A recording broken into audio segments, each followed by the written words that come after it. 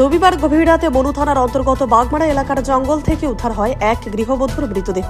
Bagmara ADC ভিলেজের Chowdhury পাড়ার ওই গৃহবধূ সকালে বাড়ি থেকে লাকড়ি সংগ্রহের জন্য জঙ্গলে যায়, কিন্তু সন্ধ্যা পর্যন্ত বাড়ি না ফেরায় পরিবারের লোকজন তাকে খোঁজাখুঁজি শুরু করে। পরবর্তী সময়ে গভীর জঙ্গলে মৃতদেহ দেখতে পায়। রাতেই মনুবাজার থানায় খবর দিলে মনুবাজার থানার পুলিশ ছুটে গিয়ে মৃতদেহ উদ্ধার করে সাবরু মহকুমা হাসপাতালের মর্গে নিয়ে যায়।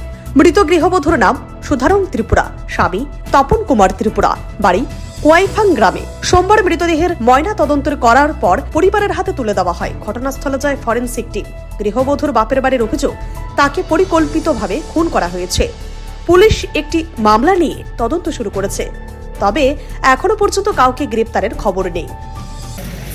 কালকে 8:30 থেকে 8:30 9টার দিকে আমাদের থানাতে, মনুবাজার থানাতে একটা খবর আছে যে একটা মহিলার মৃতদেহ পাওয়া গেছে।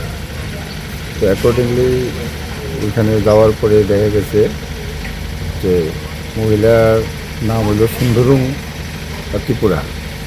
তো এই নিয়ে সেটা একটু কমপ্লিকেশন আছে যে কেউ 18 কয়, কেউ 20 কয়। তো একজাক্টলি আমরা এইজটা এখনও বুঝতে পারছি না। বিয়ে নিয়েও একটু সমস্যা, যে কেউ 3 বছর, 4 বছর, আবার 2 বছর এই চলছে। ইনভেস্টিগেশনে বোঝা যাইব কত বছর আগে বিয়ে হয়েছে। ঘটনাটা স্যার কোন জায়গাতে হয়েছে? ঘটনাটা বাগমারা থেকে, যে তার বাড়ি বাগমারা চৌধুরী পাড়া, এখান থেকে 1 কিলোমিটারের মতন দূরে, এটা জঙ্গলে।